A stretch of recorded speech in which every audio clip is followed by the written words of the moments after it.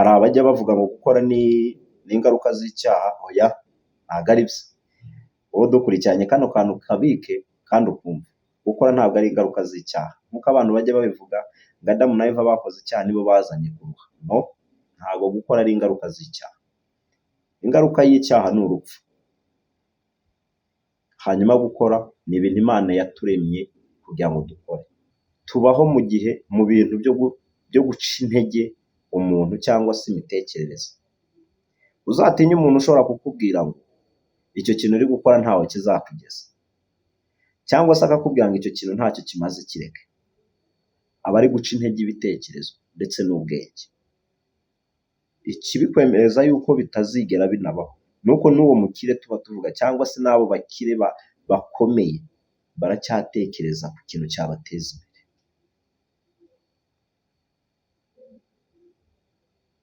Rero mu gukora habamo ibintu byinshi dushobora kuvugaho, kuko mu gukora ni intego. Ubundi ikintu cyose ugiye gukora ukakigiraho intego.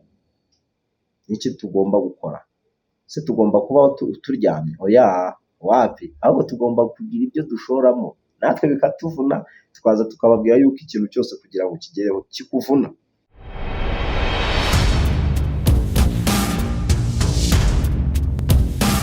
Twongeye kubasuhuza mwebwe mukomeza gukurikirana Past TV Show aho muherereye hirya no hino ku isi. Twongeye kubabwira ngo amahoro y'Imana abane nawe. Twongere tubibutse kandi muri rya magambo yacu atajya abura kugaruka cyane cyane mu biganiro byacu, tukubwira ngo birashoboka yuko uyu munsi byaba bitameze neza, ariko tukubwira ngo haracyari ibyiringiro. Ni ijambo ryacu ryo guhumuriza umuntu wese udukurikirana hirya no hino ku isi. Turabizi neza ko tuba turi mu buzima bukomeye, tuba turi mu bihe bitandukanye, amarangamutima yacu ntabwo aba anezerewe uko bikwiriye, ariko kandi nta kundi mu buzima bigenda. Rero twongeye turagaruka, twongeye kukwifuriza nanone umwaka mushya muhire. Ni muri ya magambo yacu twavumbuye cyangwa se muri za nyigisho zacu dukomeza tukubwira ngo kuri Past TV Show nta kindi gihakurikirwa, nta yindi biganiro bihaba usibye kuvuga ngo ni inama zo gukora. Ni muri cya kiganiro hinduka wigire.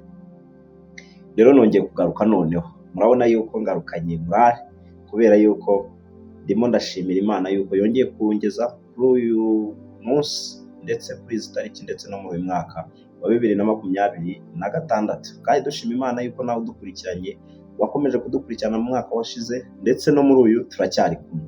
Rero turagushimiye cyane.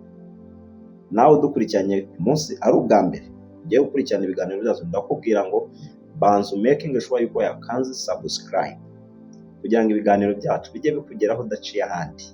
Rero uhawe ikaze. Ni wawe wundi kandi muri za nama. Mu gihe cyashize twaganiraga ku kintu bita gukora. Muri uyu mwaka rero turacyakomeje. Ni muri ya ntego yacu nyamukuru ivuga ngo hinduka wigire. Muri hinduka wigire twasanze yuko twigamo ibintu bigiye bitandukanye.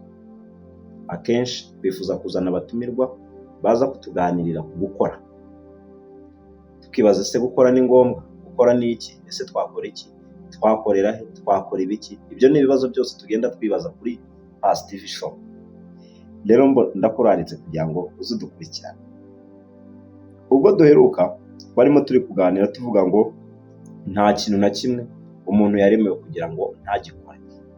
Ikintu cyose cyiza cyangwa kikujyana ku nyungu nzima kandi biguhaye iterambere ntabwo ubuzwa kugikora.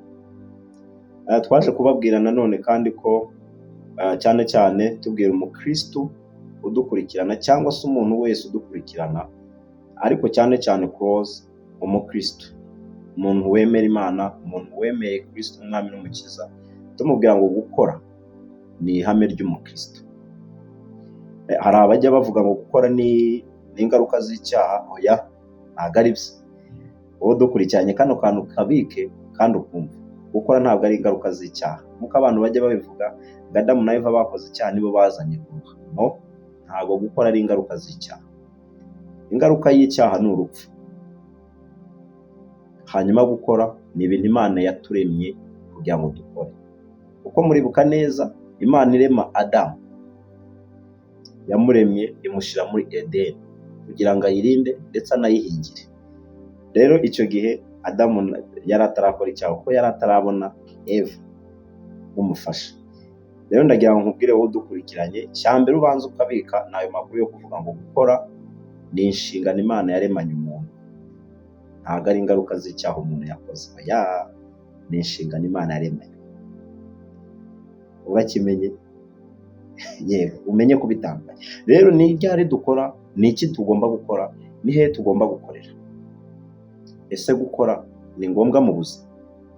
Duhora tubivuga tukabigarukaho tukavuga ngo umuntu udakoze, ijambo ry'Imana riratubwira ngo udakora ntakarye. Kandi nanone rikatubwira ngo nzaha umugisha imirimo y'amaboko yawe. Barokore, hari ahantu mwari mwasoma ngiye ngo muhambire havuga ngo nzaha umugisha amasengesho. No, wapi? Imana yaravuze ngo nzaha umugisha imirimo y'amaboko yawe. Rero njye naje gucaringa cyangwa naje kubwira umuntu ushobora kuba ari hirya no hino ku isi akaba arimo asenga, amara iminsi myinshi ari mu rusengero ariko adashaka gukora, amubwira ngo icyo gihe ntabwo ari cyo. Icyo gihe si cyo urimo, kandi nta nubwo ari kugomba kugenda. Ahubwo umukristo arangwa no gusenga ndetse no gukora, kubera ko yahishuriwe ibanga ry'uko gukora bizana umugisha uturutse ku Mana. Imana iha umugisha imirimo y'amaboko yacu. Nkakubaza, se n'iki gukora? Urimo uragerageza gukora iki muri iki gihe ubayeho, cyangwa se muri iki gihe Imana ikigutije ubuzima? N'icyo uri gutegura ejo hawe hazaza? N'iki kizakuramira? Ese uri gutegura iki? Inshuti yacu dukurikirana hirya no hino, n'iki kintu uri gukora kizakuramira ejo hazaza?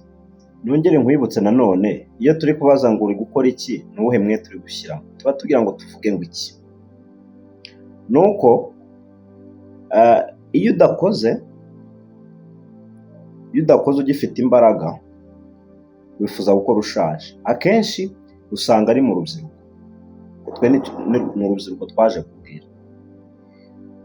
Iyo udakoresheje imbaraga, rubyiruko wowe udukurikiye, ntukoreshe imbaraga zawe mu gihe ukizifite. Imbaraga zirashira kandi utarazikoresheje, kandi Imana yaziguhaye kugira ngo uzikoreshe. Ubuzima cyangwa se izi mbaraga njye nzigereranya na batiri y'imodoka cyangwa se ya telefone. Ibyo ni ibintu biduha urugero rw'uko iyo tubikoresheje bibyara umusaruro, ndetse n'iyo tutabikoresheje n'inyungu turazibona. Icyakoza umuriro ushobora gutinda gushira muri telefone, ariko uzashiramo n'ubwo utakoresheje.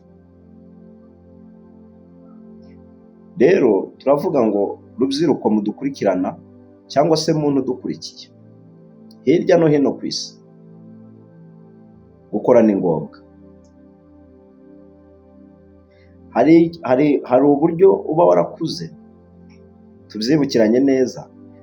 Wenda wowe mu gihe cyawe ukazajya unyura ku muntu ukibaza ngo ese uriya muntu yabuze iki? Kashaje, ko nta mbaraga afite, akaba ari umukene, akaba nta mafaranga afite, akaba nta kintu umubonana afite. We mu mutwe uhita utekereza ngo ngewe ngo sinzamera nkawe. Wapi? Biterwa n'ingamba uzagenda ufata mu buzima, cyangwa imyanzuro yo gukora uzagenda ufata, n'ibyo uzagenda uhitamo gukora. Ntabwo uzicara ngo uvuge ngo nanjye ngo sinzasaza nta mafaranga afite, ngo bishoboke utarabikoze. Amafaranga arakorwa kandi ubuzima bwiza burategurwa. Hari umuntu duherutse gutumira dukorana ikiganiro, sinzi abagikurikiranye, arimo atubwira buryo kiyumvaga yuko kuri radiyo Rwanda bavuga ya nkuru y'umubyeyi uvuga ngo natangiye gukora ibi none ubu ngeze aha. Akenshi urubyiruko duhita tubiseka, ukibaza ukuntu yatangiye gucuruza ibitoki 5 cyangwa se gukora ikintu giciriritse, ariko bakaba ari kuvuga amamiliyoni ari gusarura mu byo yatangiye gukora. Ngira ngo nkwibutse ngo akenshi ikintu ugiye gukora gishobora kuba kidafatika mu buryo bugaragara cyangwa se mu maso y'abantu. Nawe mu mitekerereze ushobora kuba ugiha agaciro gaciriritse, ariko the more urushaho kugikora, urushaho kugira experience muri icyo kintu, kirushaho kugenda cyaguka cyane. Iyo ugitinzeho ukagishyiraho umutima ukagikora, kiriya kintu kikubyarira undi musaruro w'ikindi. Ushobora gukora akazi gatoya ariko kakakubera aderesi yo ukuraho ikindi gishoro cy'ibindi bintu ushobora gutekereza gukora.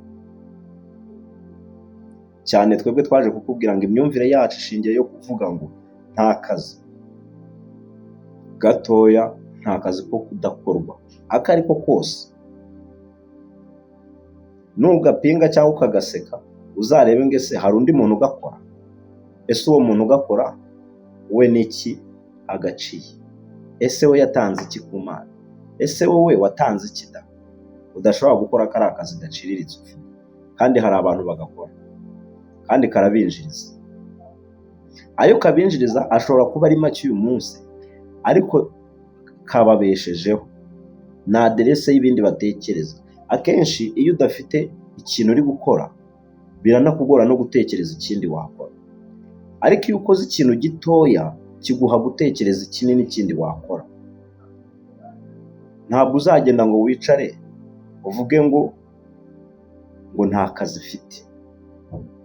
Ukuvuga ngo nta kazi ufite ni nako urimo ibitekerezo, ariko kuvuga ngo reka ngende nkore kari akazi gaciriritse ko guterura umuzigo, ko gukora iki kintu cyo gukubura ahantu, ko gukoropa ahantu, ko gukora isuku, uko niko uba ufunguye ibitekerezo.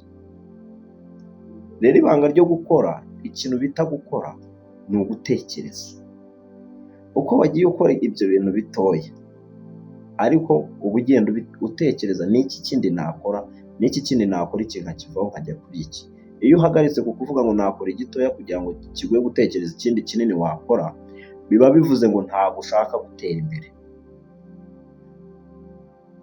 Ari naho nza kukubwira ngo waba wishuka udukurikiranye cyangwa se aho waba uherereye hose, udashaka gukora akazi gaciriritse kandi ukavuga yuko uzasaza uri umukire, wubatse etaje cyangwa waraguze imodoka. Ndagira ngo nkutangarize ngo abagura imodoka ntabwo bavutse bahite babigeraho. Abubaka amazu abenshi uzabumve ntabwo bavutse ngo bahite babigeraho. Abajya kurangura muri Dubai ndetse n'ahandi ntabwo bavutse ngo bahite babigeraho. Uzaganire nabo. Rero ikintu cyishe urubyiruko akenshi usanga tugendera mu kigare, tukabura abantu batugira inama nzima, ariko bitewe n'ubundi n'amahitamo yacu. Kuko hari igihe usanga uvuga uti ninjya kugisha inama uyu arambwira ngo nkore ibi, ukumva biri bube biciriritse. Ariko mowa urushaho kwegera abantu bakugira inama n'ikintu wakora nabo kumva aho bahereye, nibyo bituma uzamuka. Twe twaje kuba abajyanama b'ubuzima ku kintu kijyanye no gukora. Tugira inama abantu badukurikirana, cyangwa se tunababwire ngo turaje mu byo uri gukora. Akenshi usanga muri Afurika cyangwa se n'ahandi, akenshi tubaho mu gihe mu bintu byo guca intege umuntu cyangwa se imitekerereze. Uzatinya umuntu ushobora kukubwira ngo icyo kintu uri gukora ntawe kizakugeza, cyangwa se akakubwira ngo icyo kintu ntacyo kimaze kireke. Aba ari guca intege ibitekerezo ndetse n'ubwenge. Iyo utamuhaye urwaho ngo anetararize ibitekerezo byawe, cya kintu uzarebe ugerageza kugikora ugaperforminga kandi kikaguteza imbere. Igisekeje, nyuma ya cya gihe yakubwiraga, iyo umaze kugetinga profits, arakubwira ati wow, muzabigenzure murebe. Utangira gukora ikintu abantu bakaguseka, kubera ko nabo ubwabo ntabwo baba bagitekerezaho inyungu zindi zirenze. Ariko iyo kimaze gutera imbere, uzarebe inshuti ugira, uzarebe abavandimwe bakugarukira, uzarebe umuryango ubona, kubera ko wafungutse ugakora cya kintu giciriritse kikaguteza imbere. Ba bantu baguseka cyangwa se ba bandi batabonaga inyungu yabyo, iyo batangiye kubona inyungu baza bakubwira ngo warakoze gutekereza kandi imbere baragucaga intege. Rero twe Pasi TV twaje kukubwira ngo iki? Twaje kukubwira ngo courage. waba uri umukozi wo mu rugo courage, tekereza ikindi kintu wakora ushingiye ku cyo uri gukora, tekereza urundi rwego wageraho bitewe n'aho uri ubu ngubu, tekereza akandi kazi wakora bitewe n'ako uri gukora. Ese urakarambiwe? Nabyo twaje kubikubaza. Wigera ahantu ngo wumve ngo birabaye, uko nguko ugenda uvuga ngo birabaye, nanone uri kwica intege zo gukomeza, kandi aho wari ugeze hari heza cyane kukugeza ahandi heza, hanyuma ukagenda ku ntego z'ubuzima ndetse ukajyana no ku cyo wifuza kugeraho. Twebwe ngenda mbona abantu cyangwa se tugenda tuganira n'abantu bagiye batandukanye, kandi ugasanga ikintu kijyanye n'imitekerereze ya muntu, iyo ubwonko ubuhaye ikintu, hari igihe uba ubuhaye ikintu cyo gutuma burushaho gutekereza cyangwa mu byagutse, cyangwa se ukaba ubuhaye gucika intege mu mitekerereze. Akenshi ukura inaha ukura ugasanga n'ababyeyi kuvuga amagambo meza, cyangwa se n'abatubanjije ku isi, abaturuta, abakuru bacu, barumuna bacu, bivuga amagambo meza. Ibyo bihera kuki? Ku mitekerereze. Iyo umuntu umubwiye ngo uzapfa uri imbwa, we akita kuri rya jambo umubwiye, ntiyite ku kwibaza iririvuguruza ngo avuge ati wenda nimba ambwiye ko nzapfa ntacyo nigejejeho, njyewe reka nzakigezeho. Aba aricyo kintu atekereza mu mutwe wiwe, agatekereza ko bamubwiye ngo azapfa ntacyo yigejeje. Iryo jambo bashobora kurikubwira uri muto, rikagutera igikomere cyo kuzakura wiganyira no gukora, ukazavuga ngo barambwiye ngo nzapfa ntacyo nigejeje, cyangwa se nzapfa ntacyo nimaze. Akenshi usanga muri Afurika umuntu aragutuka akakubwira ngo turi igicucu, kandi Imana yarakuremye ubwenge uratekereza. Ugasanga arimo arakubwira ngo ntacyo uzageraho. Kubera iki utazakigeraho? Kandi urimo uratekereza. Imana yaguhaye ubwenge, yaguhaye gukora, yaguhaye amaboko, yaguhaye ubuzima. Kuki wowe udatekereza ngo ese nimba umuntu ambwiye ngo ntacyo nshoboye cyangwa ikireka nyireke, reka nanjye ahubwo nevapure nishakemo ubundi buryo bwo kuzagira ikintu nigezaho. Abenshi abacuruzi bahura nubwo tuba tukubwira ngo kora ikintu icyo ari cyo cyose, ntabwo tuba tukubwiye ngo ni ibintu ni amahoro, ni intambara. Kandi ubuzima iyo wanze kurwana, ngo urwane ushyiremo imbaraga, ntacyo wageraho. Niyo mpamvu twe tukubwira ngo kora kandi emera uvunike. Reka kuki wumva wabaho utavunitse? Ariko gute wumva wabaho utavunitse wowe unkurikiranye? Nacyo reka nkikubaza. Nimba ubwayo Imana yararemye umuntu ikamushyira muri Edeni kugira ngo ayihingire ndetse anayirinde, we warangiza ukaza ugashaka kumva ko wabaho udakora,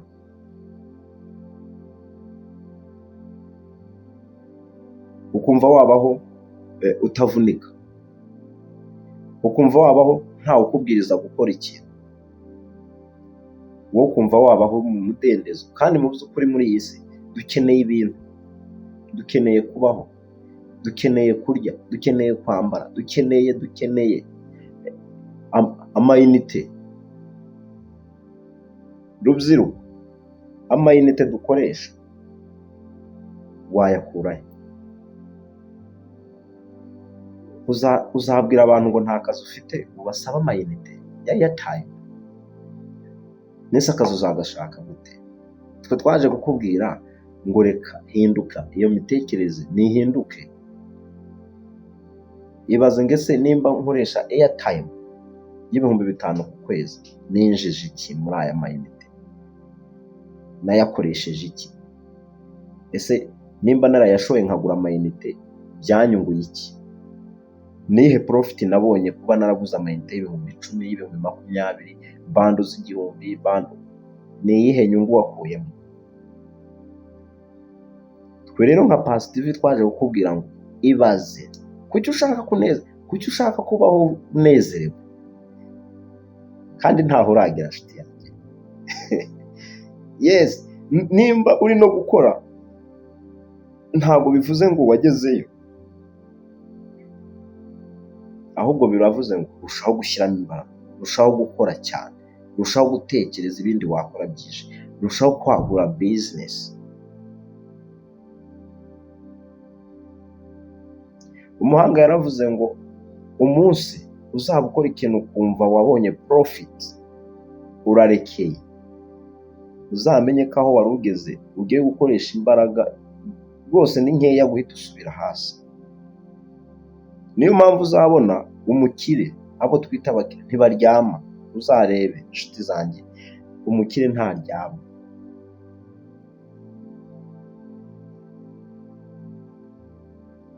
Umukire ntabwo aryama. Ariko urasanga urubyiruko, yes nibyo rwose, tubeho mu mudendezo, tubeho tunezerewe twishimye, ariko tugomba kubaho turushye. Hari akantu nakomeje kubona, nigeze kubona nanone, ariko kari gusirikira ku ma status ya WhatsApp, kari kuvuga ngo n'ubundi tuzongera turye turushye. Bivuze ngo nta gihe ushobora kubaho wumva unezerewe, nta gihe na kimwe ushobora kumva uzabaho utavunitse, utashoye imbaraga, utatekereje ni gute mbayeho, ni gute ndi burye, ni gute ndi bwambare, ni gute ndi bubone transport, ni gute ndi bubone airtime. Nta na gimwe. Umunsi bizabaho ntabwo nabikwizeza. Ikibikwemereza yuko bitazigera binabaho nuko n'uwo mukire tuba tuvuga, cyangwa se n'abo bakire bakomeye, baracyatekereza ku kintu cyabateza imbere.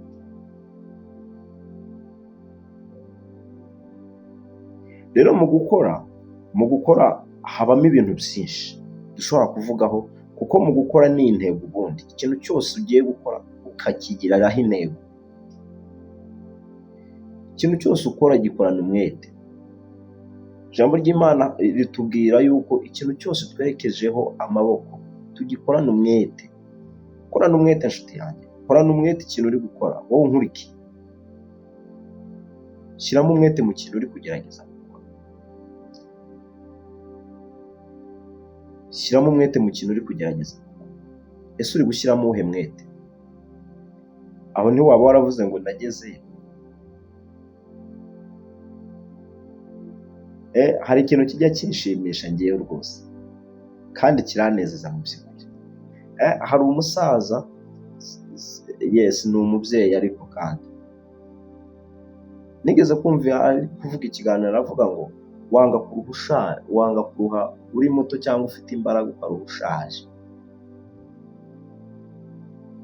Iyo njye nagitekerejeho ndavuga ni rero Mana udushoboze, twambike imbaraga abakristo tureke, kuko umwanditsi niwe wanditse aravuga ngo uzandinde ubukire ntazatucisha izina ryawe, uzandinde ubukene ntaziba atukisha izina ryawe, kandi undinde ubukire cyane ukazatuma ndengwa nkibagirwa. Rero nanjye ndi kukubwira ngo Imana ikurinde ubukire utakoreye, utavunikiye, kandi ikurinde n'ubukene wagezemo uruhare wowe ukurikiye. Ahubwo ugira umwete wo kumva ushaka gukora, wo kumva ushaka gutera imbere. Ibyo ngibyo tubifashwamo n'Imana, ariko bitewe n'imigambi twafashe cyangwa se n'intego muri ubu buzima twagiye dufata. Akenshi usanga hariho abantu bagendera kuri iyo mbimenye. Umuntu wanze gukora cyangwa se umuntu wanze gutekerereza ubuzima bw'ahazaza arangwa na iyo mbimenya.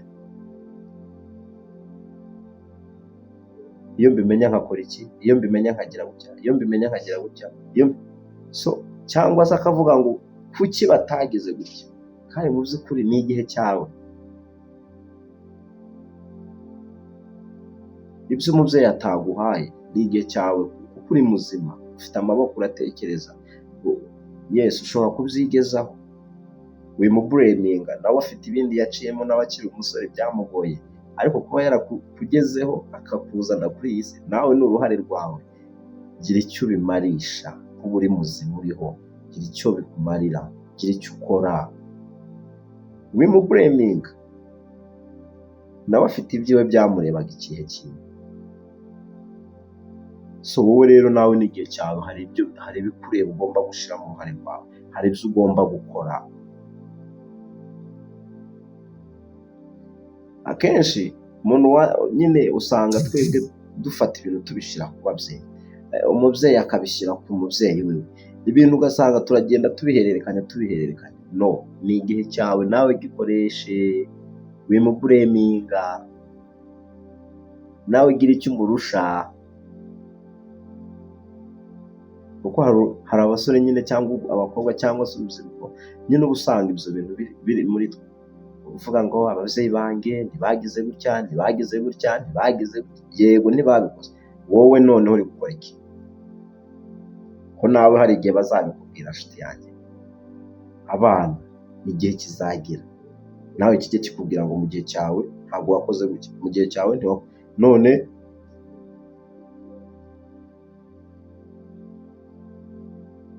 rero mwebwe mwari mudukurikiranye, mu by'ukuri turimo turabinginga kugira ngo duhindure imitekerereze, twumve yuko nta muntu ugomba kubaho atavunitse, agere ku nyungu ataruhiye, ntabwo bibaho. Ugomba gushora imbaraga zawe kugira ngo ugire icyo ubona. Imbaraga zawe ugomba kuzishora kugira ngo ugire icyo ubona. Ntabwo uzakibona utashoye imbaraga, ntabwo uzakibona uryamye, ntabwo uzakibona utagize umwete wo kugikora. Wapi? Umurimo wose werekejeho amaboko ushyiraho umwete. Ikintu cyose, kwiga, akazi, mu buzima busanzwe, nimba ufite n'akazi nabyo tuzabigarukaho. Nimba wikorera, shyiramo umwete, menya kuzinduka. Wikumva yuko uri kwikorera ngo wumve ngo wagezeyo. Kwibwira ko wagezeyo nibyo biri gutuma usubira hasi, ntabwo uri kurushaho gutekereza. Wikumva ko wagezeyo inshuti yanjye, ahubwo umva ko ufite urugendo rurerure kurenza urwo ugezeho rwo kugira ngo ukore. Rero turagushimiye cyane wowe wari udukurikiranye kuri Pasi TV. Nakagaruka, hari igihe ushobora kugira inama, ushobora kuba ufite ikibazo cyangwa se icyifuzo, cyangwa se wumva inama turi kujya ari nziza, wakwandika muri komenti cyangwa se ugakanda like, hanyuma ugakora na share, ubu butumwa bukagera ku bantu bose. Aho twebwe tudashobora kugera wowe ukaba uhageze, haba mu magurupe ya WhatsApp, ushobora no kubipositinga, nta kibazo. Twebwe icyatuzanye ni ukugira ngo duhugurire abatuye isi yuko nta kintu uzigera ugeraho na rimwe utakivunikiye. Icyo uzajya utavunikiye, ujye ugira amakenga, umenye yuko agaciro ugihaye ari gakeya cyane kurenza ikintu cyakuvunnye. So rero ikiruta ni uko wavunikira ikintu kugira ngo uzagihe agaciro. Murakoze cyane, nakagaruka. Bye bye bye bye. Mukomeze mugire amahoro y'Imana akomeza agure muri mwebwe, hanyuma Mwuka Wera akomeza abafashe no kugira ngo izi nyigisho dutanga wowe uzumvisha ari ubwa mbere, cyangwa se ugiye kuzabidukurikirana, zizagira icyo zikumarira, cyangwa se zizagira icyo zimarira inshuti zawe. Kuko ibyo twifuza ni uko ubu butumwa buzakomeza bukabaho, buzakomeza bukumvwa n'abantu b'igihe kizaza, ari twe turiho, natwe tuba tubabwira, natwe twibwira, tuba twibaza ese ko turi kubwira abandi, twebwe n'iki dushobora gutekereza, n'iki tugomba gukora? Se tugomba kubaho turyamye? Oya, wapi? ahubwo tugomba kugira ibyo dushoramo, natwe bikatuvuna, tukaza tukababwira yuko ikintu cyose kugira ngo kigereho kikuvuna. Wibona umuntu iki gihe ushobora kumubona ari mu modoka ukifuza kumera nkawe, ni ikosa. Bivuze ngo iyo wifuje kumera nk'umuntu ubonye, biba bivuze ngo wemeye n'ibyamubayeho byose, kandi we ntiwabishobora. Rero turasenga ngo Imana ikomeze igushoboze ikintu cyose uri gukora, ikintu cyose werekejeho amaboko, shyireho n'umutima ndetse n'umwete ugikore kugira ngo kikugeze ku cyo wifuza kugeraho. Wigikora gakeya, wigishyiramo imbaraga nkeya, ahubwo shyiramo imbaraga nyinshi, kandi wigisuzugura. Nubwo baba bakiri kuguseka, nubwo baba bari kuguca intege, shyiramo imbaraga, songa mbere. Hanyuma inyungu nuzibona, abaguseka bazakubwira ko watekereje. Hari akantu nabonye k'umuntu iyo amaze gukira arakorora bagakoma amashyi.